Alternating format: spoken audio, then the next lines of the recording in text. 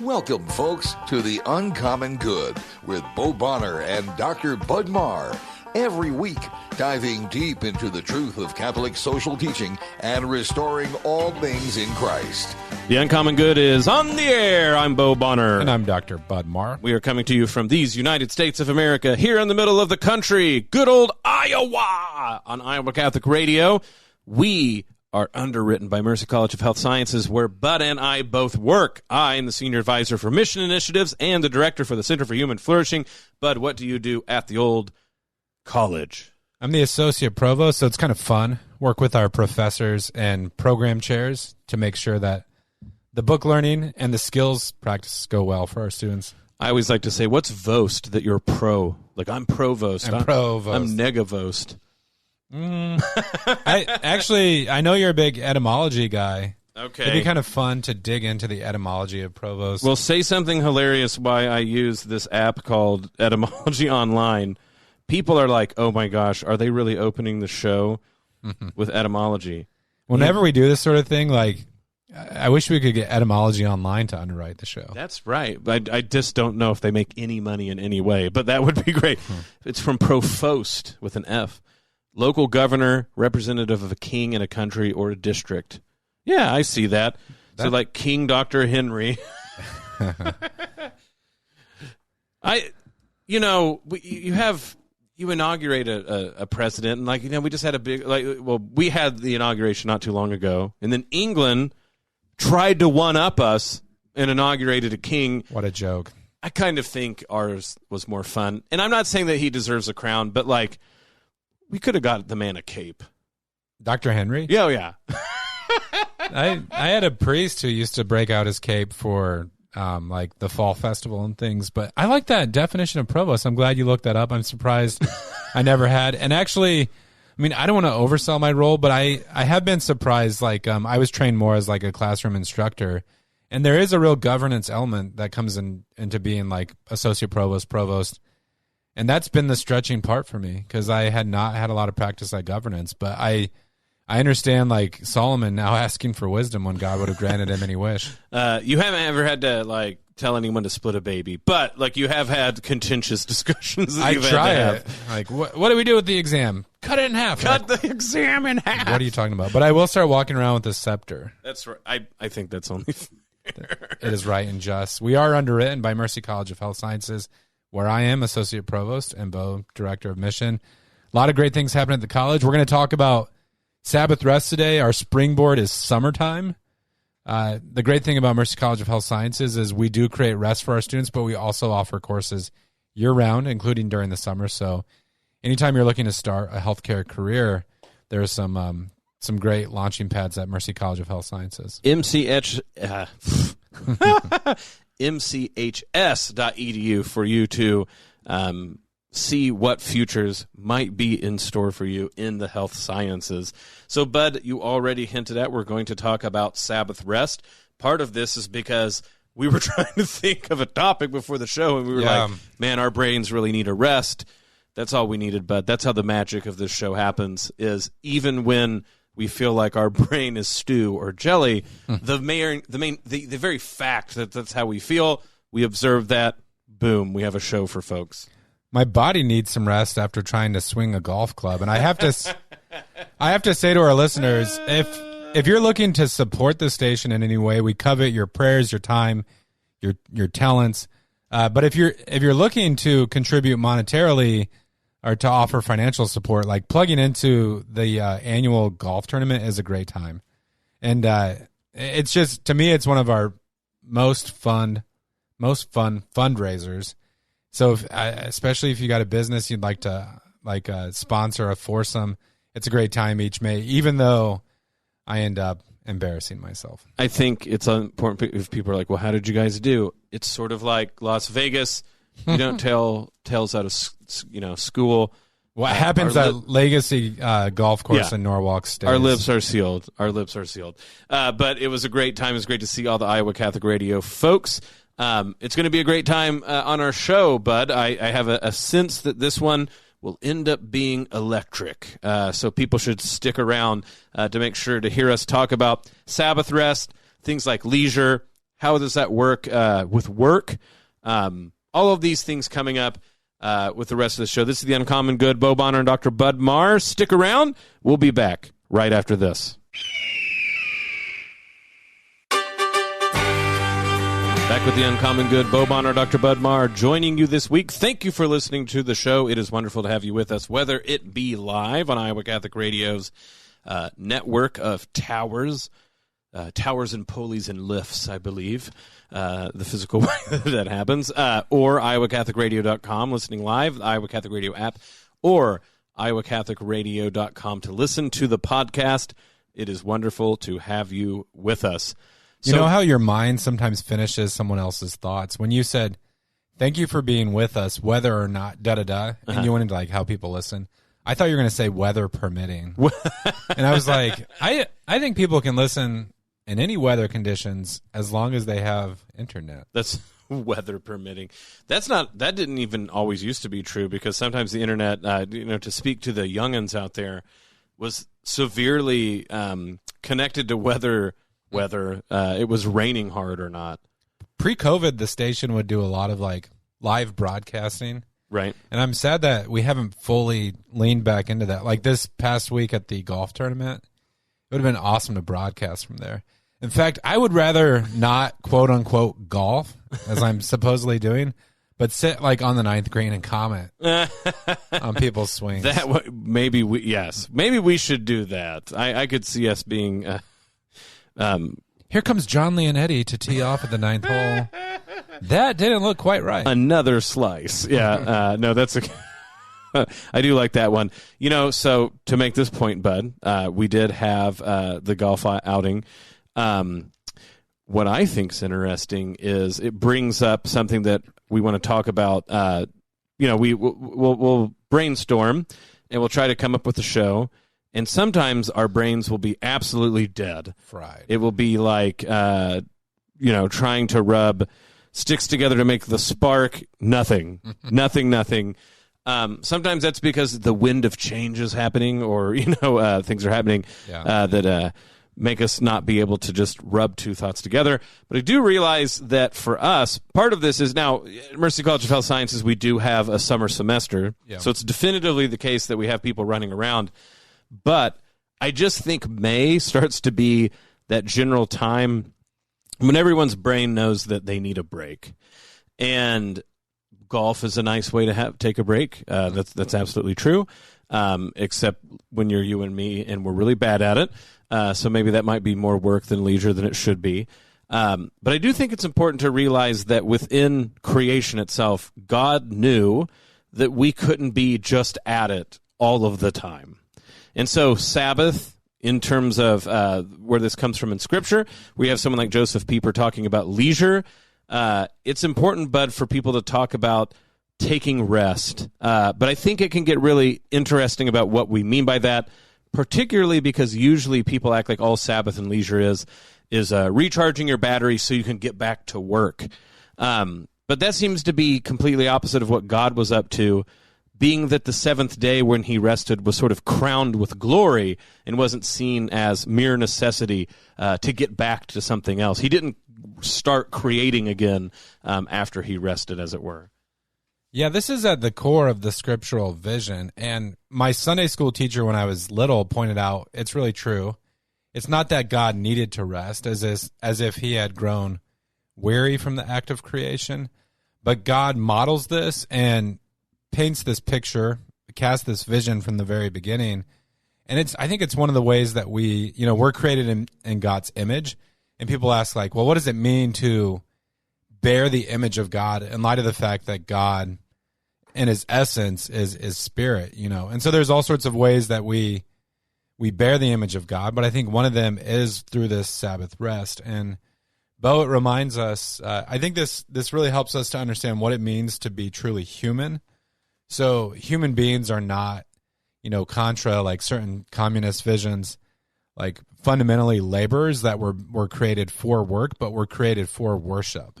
And so if life were just a continual experience of waking up and working, growing weary, and then going to bed, like that's a form of idolatry. And it's one area where our culture, I think, puts a lot of pressure on us because we do boil a lot of things down to efficiency and productivity.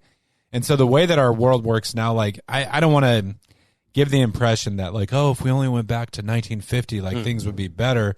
But there was a way where, you know, I think it was sort of like the inertia from a Christian culture. Like even when I was growing up, a lot of businesses would be closed on Sundays as in honor of the Lord's Day, or at least like a tip of the cap to that. And today, the way that our society works, it's just like, it's hard to step away. And part of it is like the technologies that we have, but it's just like we prize productivity and we prize profit so much that like the church offering its members Sabbath rest, it really is truly countercultural, I think. It's important to point out, too, that rest is not the absence of something. In Catholic world, I think one of the tricks of the trade that might make people most annoyed is we'll say, oh, this concept you think you know, you actually have it backwards. But to be fair, a lot of the modern world was taking, I mean, intellectually wise, things well established and sort of flipping them on their head. So one we have pointed out again and again is that peace is not the absence of violence. Actually, war is the absence of peace. And that entire social orders turn on how you interpret that. So the modern one really does say, actually, the world is brutish and short and, you know, like everything that Thomas Hobbes said. And so the only way that you can make there be any peace is through force, all of these things like this. It's much different to say the world was created in peace. It's fallen, and things have gotten very unpeaceful, even to the extent that we might need things like the state to carve out order, but it's not creating order. Peace is not the absence of war. War is the absence of peace. Same thing with evil, right? Evil is not like this thing, this positive thing, and we have to get it out of there so there's a chance to be good. Evil is a perversion of good, the absence of it. So on down the line. Here we're dealing also the same thing with rest. Rest seems like the absence of activity, but classically at least, rest is called perfect activity by the theologians. And the idea is that God is perfectly at rest because God is perfectly in action. When he acts, there is nothing remainder or left over that he must then compensate. Yeah. So, I mean, get as biophysical as you need to. If you're a spiritual entity, you don't burn calories in a biophysical body that then have outputs that must be dealt with and then that your body must heal from. And so as an animal, you rest. And, of course, to point out, too, right, like not all animals need to sleep. Sleep seems to be something to do specifically with animals with high enough brains that something occurs when they go to sleep and resets.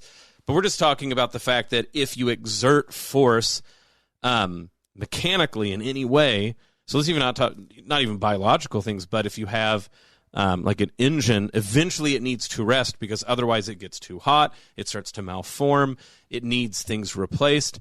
Rest, as we think of it, is the cessation of activity. But what it is we have activity that's imperfect, and so rest is actually us trying to return to that perfect order and peace and look forward to that day when we can act without any remainder. And thus we will be that's why we talk about eternal rest in heaven. You know, we say eternal rest to those who've died, but then we ask the saints for prayers. But that's precisely because we don't think they're like taking a vacation, hanging out, but that when they pray, it's not only that they don't use biophysical energy, it's that even spiritually, they are not, there's no remainder left where it's strife. It's part and parcel of who they are now, to pray for us and to intercede for us. And that's why rest is not simply the cessation or absence of work. Yeah.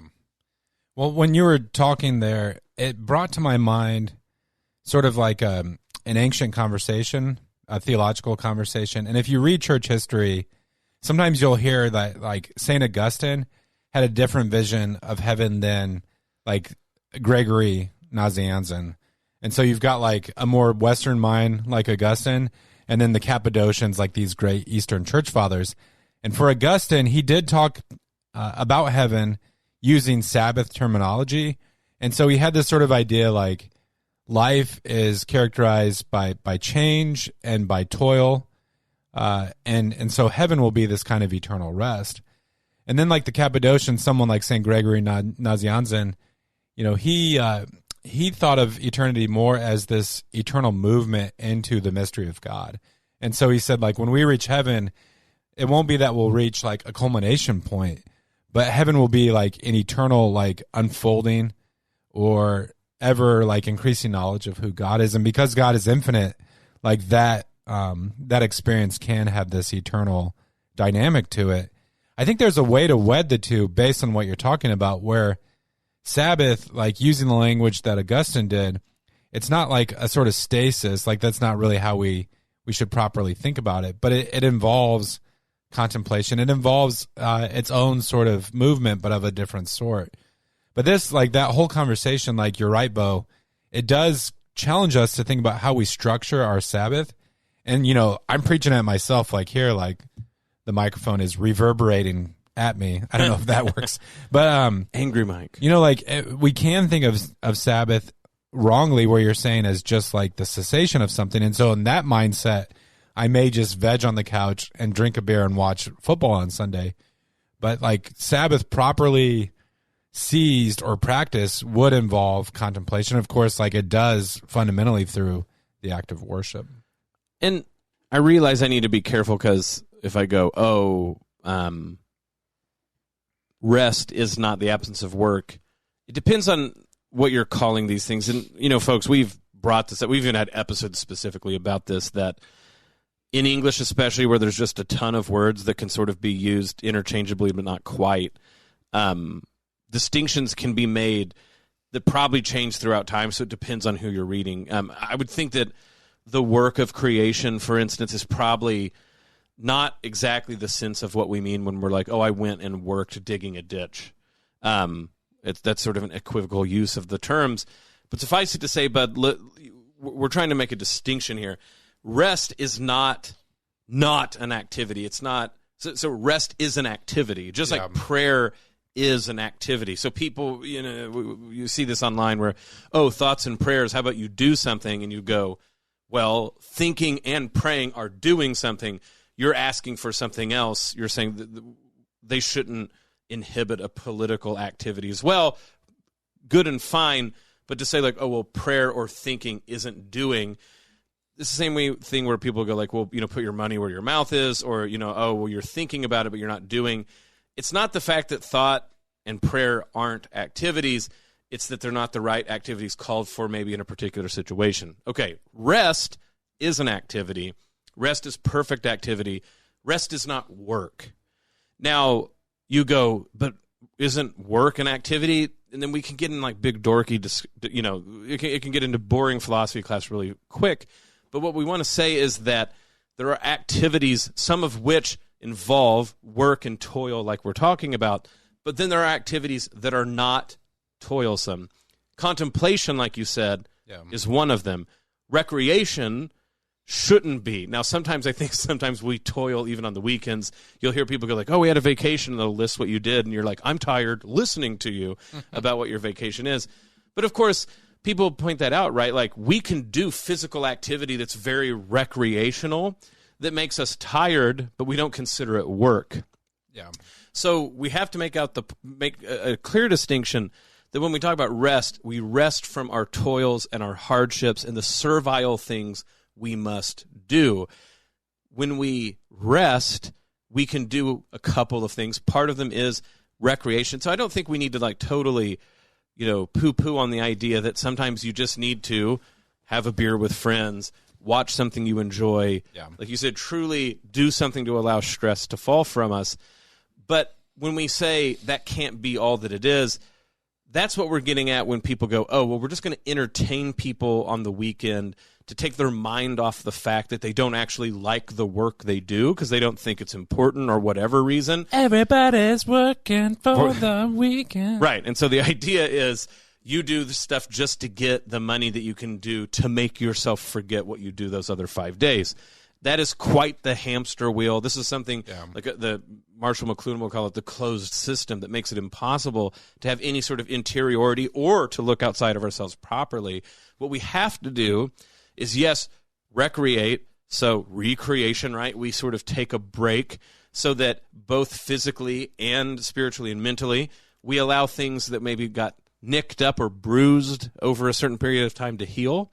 But to your point, contemplation, which can be a lot of effort, isn't toilsome and is the most appropriate type of rest, because it will be when we rest in God, like you said, the sort of both ways of Augustine and Gregory of Nyssa, it's going to be important to rest precisely in that perfect activity. If contemplation's a lot of work, that's because we're amateurs at it and we're still working at it, which is fine. But that's why, for instance, Bud, someone like Thomas Aquinas will say, look, it's okay to read on the weekend and even do studies, because he didn't consider it toilsome work. It was contemplation, or even if it was effort, it was meditation for the sake of contemplation. So I think those are, people might go like, well, you've thrown lots of words and they seem like they're close, but I think if we make the distinction between what we're meaning, the type of effort, and the difference between effort and toil maybe might be the essential thing to bring up. Well, you mentioned earlier the great philosopher Joseph Pieper, Pieper, and you're more of a Joseph Pieper expert than I am. But what I took away from that book when I read it back in the day was, Pieper makes the point that the modern world has really inverted the order of how we should think about these things, where we think of work as sort of like the most important activity that we do. And we kind of boil down life to if someone asks about you, like in most social circles, they say like, what do you do? And we inevitably just jump to our careers. Like that's almost like the constitutive part of our lives of who we are, like we don't oftentimes like lead even with like our family or like how many children we have, etc. What do you do? It's like, well, I'm a banker, or whatever it happens to be. Whereas like Pieper says, like the most important things in life, like worship, the creation of beauty, like meaningful, lasting relationships, work enables those things. But those are the things like the things that are good in and of themselves. That's what we are created for. And we should orient our lives to prioritize those things. Like you get into like theological circles, and sometimes there's slight shades to this. I think actually in recent years, an interesting debate has kind of kicked off in Catholic theology, where now if we have members of Opus Dei listening out there, I have a great deal of respect for Saint Jose Maria Escriva, but I feel like there are some strands of thinking in Opus Dei circles where like work becomes the means of our sanctification, and it's almost put on a higher pedestal than it should be. Whereas like I know you're a Benedictine oblate, like for Benedictines, and you can correct me where I get this wrong, like toilsome labor is really kind of like a result of the fall. It's kind of almost a sort of penance that we do. However you sort out that sort of theological discussion, I think Pieper's point is something we have to recover, where like work enables the truly great things in life. And if we don't prioritize and carve out space for those, like we're less humane. It's funny because I had that sort of argument about the Opus Dei. So that's, the work of God is what the Benedictines called praying. And then, of course, Opus Dei talks about, it's work of God. But they saw that, like you said, in a way, like, well, we integrate what we do. It was the first time I heard John Leonetti's name, because Uncommon Good All-Star Mike Aquilina, was in Wichita, and he and I were having an argument about this, because he thought like fundamentally, Opus Dei and what the Benedictines meant by that, it's essentially the same thing. I politely disagreed, and I was telling him like, oh, by the way, I'm moving to Des Moines, and he goes, oh, when you get there, you got to find this guy John Leonetti. So it's funny that this discussion had all those years, like 7 years ago, basically 8 maybe, in Wichita, Kansas, about like Opus Dei, but then there's Opus Dei with our good friend Mike, is why we have this radio show now. Yeah. So, but I do think, I would say that even in the intervening time, and any contribution that Mike and I might have made to the discussion, I think it's still indeterminate whether people decide one of us has won out. And I mean, I think Mike might even not think we actually had a disagreement. I still contend that we did, but I do think it's interesting, right, Bud, about how we navigate those two angles to what we're talking about. This is The Uncommon Good, Bo Bonner and Dr. Bud Marr. We're going to take a break. We're going to take a Sabbath, Bud, from segment the first one into the next one. And when we get back, we will get back to creating more good content for you. This is The Uncommon Good. We'll be back right after this. Back with The Uncommon Good, Bo Bonner and Dr. Bud Marr joining you this week. Thank you for listening to the show, no matter what way in which you do so, through the radio, through the website, through the app, or, of course, through podcasts. It is wonderful to have you with us. Bud, we have been talking about Sabbath and rest and leisure and things like this. I'm going to rephrase something you said earlier because I think it was hitting at a nerve center of what we're going on here. You said when people ask, what is it that you do, we almost invariably say work, and that there's something that we have backwards about this. I'm going to agree with you fundamentally, but I'm going to put it a different way. I think we're right when people say, what do you do? And you say, oh, I work this way or that. Yeah. But if someone asks you, oh, what do? I do blank. This is the work I do. But what am I? Well, I'm a Catholic. I'm a father. I'm a philosopher, right? If we keep those distinct, then perfectly great. What you do can be work, the servile things, what you do to make a living so you survive. But what am I is the most fundamental things. But to me, the problem is we have collapsed those two. Yeah. That when people say, what do you do? We answer it in such a way as you go, I am the work that I do, rather that I do work so that I can be who I am. And maybe that's in layman's terms, the sort of locus of what, the focus point of what we're getting here. And if that's the case, this is why Sabbath doesn't just become something like a nice add-on. Yeah. That we go like, oh, it's something cool the Christian communities do. This is something that we need to pay much more attention to because it's at the heart of that.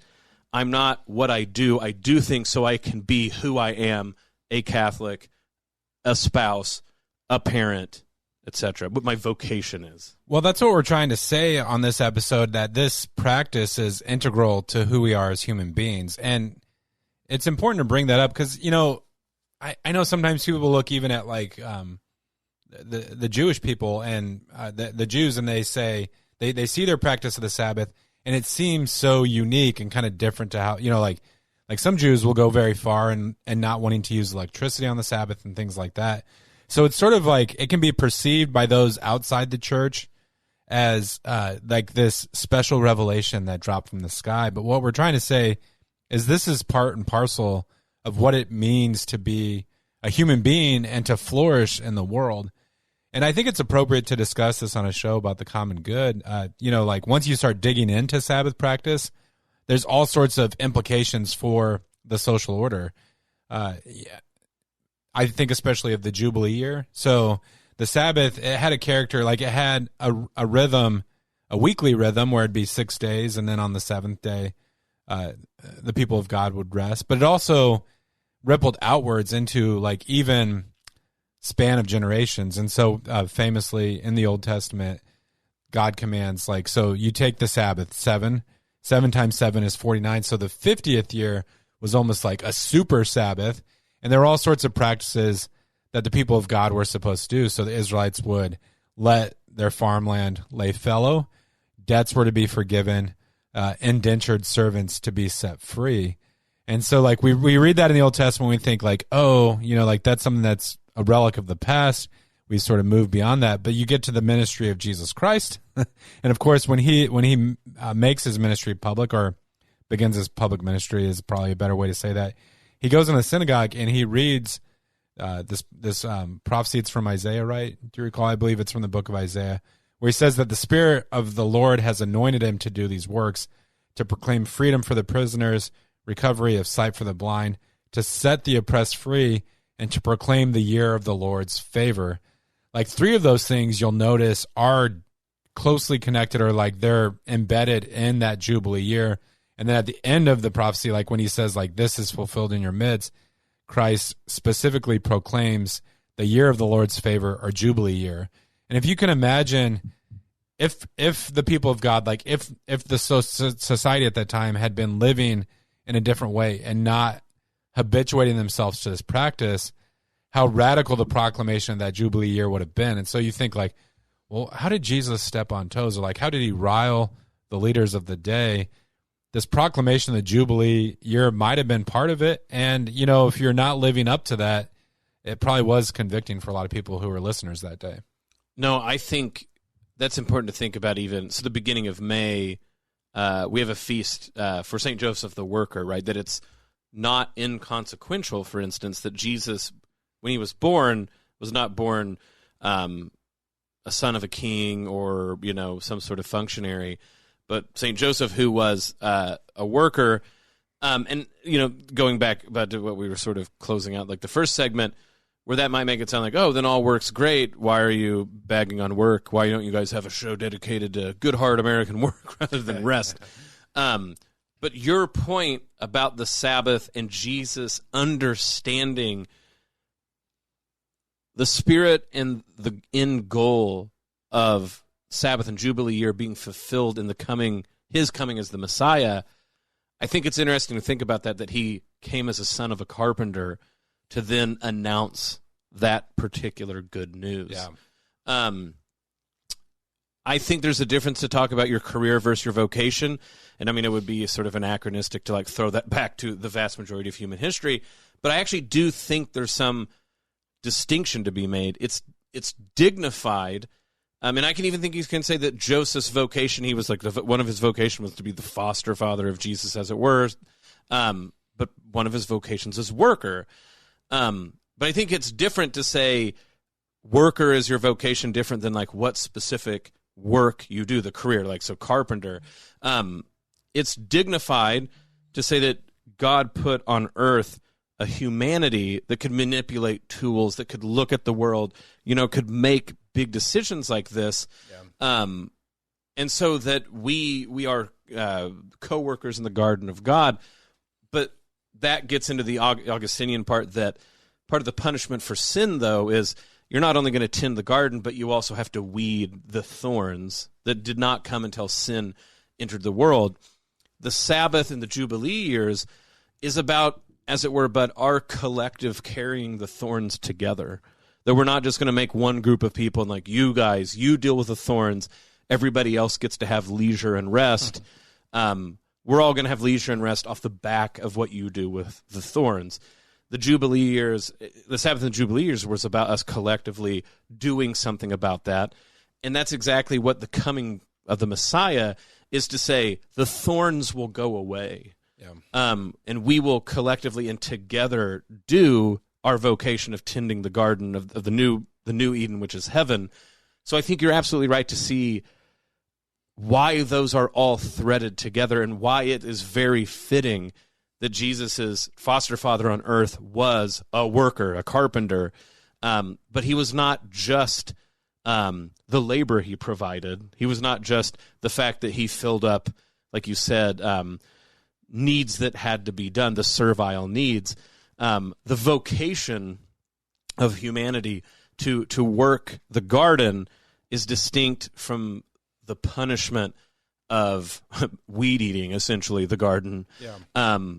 But to throw that all on one group of people and not share it, this is the message I think that the Sabbath and the Jubilee years indicate. And look, Bud, is it the book of Daniel that essentially says Israel will be sent into exile the amount of years that they ignored the Jubilee years? Yeah. So this is not inconsequential at all.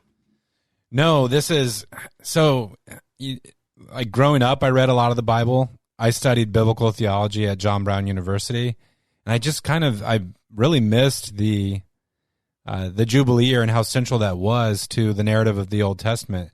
And like you said, Bo, the prophets eventually come to see Israel being taken over and cast into exile as a punishment for not adhering to the Jubilee year. So this is like up with, like worshiping the golden calf. This is one of the cardinal sins of the people of Israel. It's a challenge to us, and like how do we enable this? for those around us, for the community. I think especially Bo. So Joseph Ratzinger / Pope Benedict XVI, before he died, he really pressed this as a challenge. He said, over the last 50 years, you've really seen the emergence of the Vigil Mass. So like on Saturday evenings. And this is an interesting question. This was driven by a good impulse because we have members of our community like first responders or nurses, others who, police officers, whoever it happens to be, who like they can't take a Sunday off necessarily. Like we need staff in the emergency room Sunday at 11 a.m. And so I think the Vigil Mass does have a foothold in the tradition. Like we have the Easter Vigil, and we know that Christians would worship in such a way as to anticipate the Lord's Day. But, unfortunately, like in its actual practice today, it's become for some, and I've been guilty of this as well, as like, I want to free up my Sunday. Right. And so I go to Mass on Saturday evening, I sort of get it out of the way, and then on Sunday I can truly enjoy the day. And Pope Benedict said, really Sunday as the Lord's Day has important symbolic resonance. And so it's fine that we have the Saturday Vigil as a way for some Catholics to fulfill their obligation. And of course it's fine for any one of us to worship on Saturday. But there is a way where like Pope Benedict was pressing us to recover Sunday and the symbolic resonance that's there. Yeah, the most radical thing I'm actually going to advocate on Iowa Catholic Radio right now is we do one of two things. One is, if we're going to keep the 2-day weekend, I actually think the 2-day weekend should be Sunday and Monday. Yeah. Or I just think it's time, bud. It's time. 3-day weekend. Ooh. Just do 4/10s. Now, you go, what? Look, it's still 40 hours, and I know that you guys go in your hearts, you're like, well, no one actually only does 40 hours. And you're right, that's a problem. 4/10s is... We've proven, Bud, that we can do it in the pandemic, for most jobs. Yeah. But 4/10s also is possible because we have electric light, and very few people are so tied to agriculture, at least in the United States, where it would be improbable that like a 10-hour day would mess with things. We're never how America exists as a consumer society now. We're never going to like get people. Unfortunately, service jobs won't be affected. But at least if you can get a large part of society to get where there's part of the weekend is after Sunday, so people are not going around or they're not traveling, they're not rushing around. If you can make Sunday the centerpiece of the weekend, I think that that's what you have to do. And people go, but Bo, Sunday's the first day of the week. Fine. You guys, we're humans. We made this up. Just go look. The week, so call it the week beginning. It's not the weekend. It's the week beginning. We begin on Sunday where you don't work, and then Monday's the day you recover after worshiping. Work Tuesday to Saturday, or what I really think should happen, Bud. Tuesday to Friday, 4/10s. Saturday, you get to breathe a bit. Sunday, you worship the Lord. Monday, you get to breathe a bit. Get back into it. What do you think? If Taylor Marshall can say he's running for president, why can't I just throw out on our podcast that I advocate for 4/10s so that we can have 3-day weekends, keep Sunday in the middle, and appropriately have rest time on both ends to make sure we focus on worshiping the Lord? It's better than your take away our pews idea. I need my pew. No. If we take away the pews, that's fine. I just think you also have to like go back to the earlier practice of moving the homily to after Mass is over, or like shorter homilies. Yeah, perfectly for it. No, what's interesting about what you're talking about there is like a lot of times so I don't like obeying God. I don't want to stop. I don't like obeying God for utilitarian reasons. There you go. Like so sometimes like we try to prove like, well, if we do this, like there's all these great outcomes, but like the Lord's command hits us as it is, and so we adhere to the Sabbath for the sake of it. But I do think a lot of our practices, like when we reflect on them further, we see it works with our DNA. It's the way that we were created. So with your talk about 4/10s, or even maybe perhaps not like always a 40-hour work week, like if you look at actual studies, I think it's shown that with that proper rest, like human beings are actually more efficient. Yep. But we have to think about this today because it's in the water. Like there's all sorts of conversation about all these like key roles in our society where people are burning out because of how much is expected of them. So we have to develop a better rhythm than we have right now. I mean, the other example, just I know that you're making the philosophical points, and I keep being like, here's practical ideas. Yeah. Okay, but you could do, listen here, bud, 4 9s and then a half day. Ooh. 9, 18, 27, 36. You get a little 4 hours. And so you can either ease out into the weekend or ease into it. I don't mind. I'm just saying that there should be time off around Sunday. Yeah. So that Sunday is not the day people feel compelled to travel or to veg out, like you said. I think if you're doing this very practical thing that I'm bringing up where we either work the same or barely less, I'm actually with you. I actually think a 36-hour work week for most jobs is fine, but that's a bigger argument. But if you listen to my plan, people listening to Iowa Catholic Radio, people will have a day to just do nothing, and they'll have a day to do stupid stuff that we all like to do, including myself, and we'll have a day dedicated to the Lord. Even if not everyone in America will do this, but it will free up Christians, except in those, like you said, rare occasions where it's like first responders and things, to be able to be, I don't have to like do something Sunday night to prepare for work on Monday. But to paraphrase Star Wars, this is the way. Well, to kind of build on this point, to practice Sabbath well, however we enable folks to do it, but like to lean into it and to do it as well as we can with the circumstances that are in front of us. Like this is really a foretaste of heaven. And like when I was growing, 4 10s. There we go. That's the poster. That's the marketing campaign. I hope Matt Romke is listening. Matt Romke is VP of marketing at Mercy College of Health Sciences, who underwrites the show. Yep. But like when I was growing up in more of like a revivalist background, we would sing these songs like "I'll Fly Away, Old Glory" and like the By and By.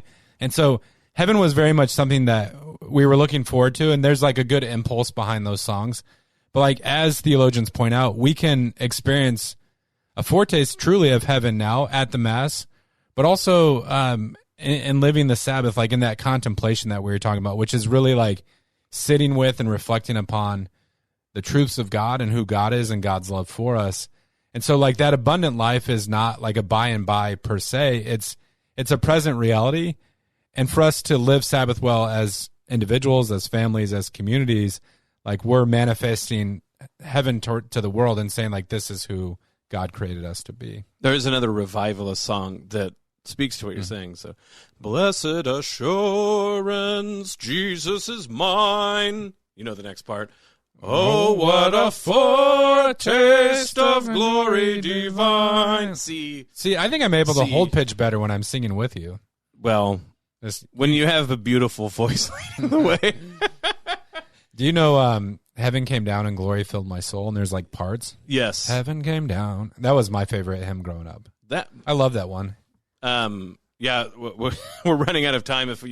We should do an entire episode of like Bo and Bud's old school from when they were evangelicals revivalist show. Well, I want more parishes to recover some of our chant and also like the music that was written for the Mass. But if we're gonna sing hymns, there are some better ones out there than I think we often have recourse to. One that you do get to hear, but you really have to dig in most of the Catholic hymnals, is "Crown Him with Many Crowns." Yeah. That was we really studied good. at a Methodist divinity school, and Charles Wesley, who like people know John Moore, Charles was actually like more Catholic leaning in his theology, and some of his hymns wrote some bangers, even about the Eucharist, were great. Absolutely. Well, and I mean, this goes back. So you go like, oh, so we're just talking about music. I thought you guys were talking about Sabbath, but singing, Bud, I think is a great way for people to imagine what we mean when we say rest can be an activity.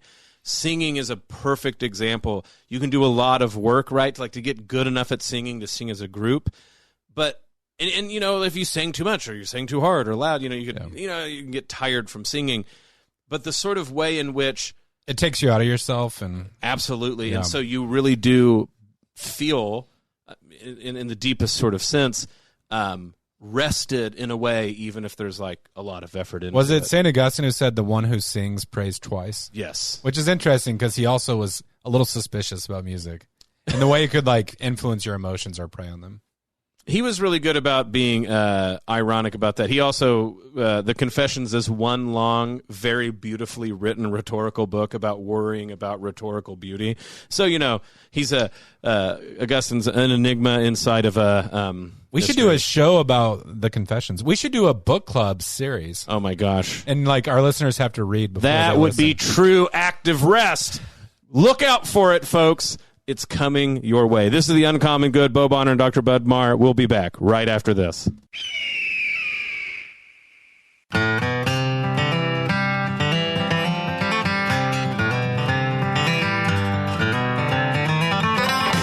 with The Uncommon Good. Bo Bonner, Dr. Bud Marr, joining you this week. Thank you for listening to the show. Any way you choose to listen to the show via airwaves, internet waves, digital waves, or I guess podcast waves, also internet waves. Mostly waves on the internet unless you're listening live through the radio. But no matter what wave you rode over here, surfed over on, we're glad to have you in our groovy Iowa Catholic Radio and The Uncommon Good. But clearly I need more rest because quickly the metaphors I'm using are fraying very badly. Well, before the show started, or before we got deep into the discussion, you promised that the episode would be electric. I hope and feel like we have lived up to that. If you want to plug into our prayer life here at Iowa Catholic Radio, you can do so by joining us in prayer. We broadcast the Rosary on air at 6 a.m. and 10 a.m. We pray together the Chaplet of Divine Mercy at 2:55 in the afternoon. But you can also use the Iowa Catholic Radio app to find out what's happening in and around the diocese, but also to pray the Rosary anytime, anywhere. Speaking of what's going on in and around the diocese, like you said, on iowacatholicradio.com, you can check all that out. And not just the diocese, but, of course, the greater Iowa Catholic Radio listening area. And June 9th, we have coming up at St. Francis of Assisi in West Des Moines at noon, the Man Up West Power Lunch. Also, on June 16th, same place, St. Francis of Assisi, West Des Moines, but at 7 p.m., Rome Beneath the Surface with Deacon Omar Gutierrez, host of the Catholic Hour with the Evangelium Institute. June 24th, up at the Iowa State Capitol, we have the Iowa March for Life with Pulse Life Advocates. June 24th in Clive, 6 p.m. at the Horizon Event Center. Nightfire Concerts present Jordan Feliz with special guest spoken.